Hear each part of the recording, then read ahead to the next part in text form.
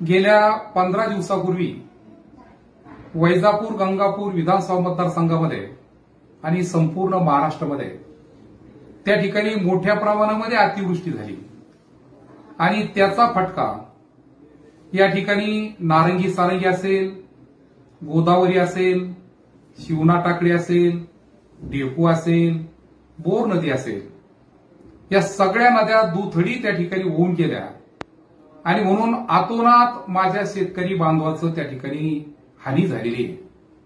मी आपल्याला मुद्दाम सांगेल काही महाराष्ट्र सरकार हे आपल्या पाठीशी खंबीरपणाने त्या ठिकाणी उभा आहे आणि महाराष्ट्र सरकारचा एक लोकप्रतिनिधी या नात्याने मी आपल्याला आश्वासित करू शकतो की या ठिकाणी वैजापूरमध्ये 1,24,000 शेतकऱ्यांचे त्या ठिकाणी पंचनामे पूर्ण झालेले आणि जवळजवळ 94 कोटी रुपये तो मोबदला, ते अनुदान अतिवृष्टीचं शेतकऱ्यांना त्या ठिकाणी मिळणार आहे।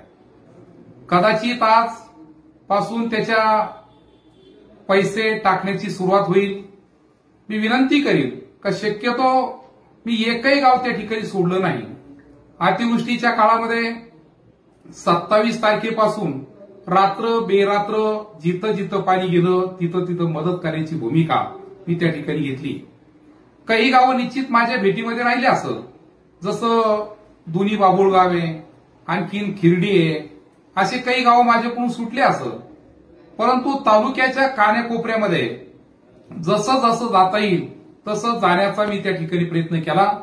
परंतु अतिवृष्टीचे जेव्हा अधिकाऱ्याच्या बैठका मी घेतल्या आणि त्या बैठकीमध्ये मी सांगितलं की माझा एकही शेतकरी यापासून वंचित राहणार नाही आणि म्हणून 1,24,000 शेतकऱ्यांचा पंचनामा त्या ठिकाणी पूर्ण झालेला आहे। 94 कोटी रुपये मिळणार आहे। त्यानंतर दुसरा टप्पा, ज्या जमिनी खरडून गेल्या त्या जमिनीचा सुद्धा मोबदला त्या ठिकाणी दुसऱ्या टप्प्यामध्ये त्या ठिकाणी मिळणार आहे आणि म्हणून मी निश्चित सांगेल की महाराष्ट्र सरकार आपल्या शेतकऱ्यांच्या खंबीरपणाने पाठीशी आहे। धन्यवाद। जय हिंद, जय महाराष्ट्र, जय हरी।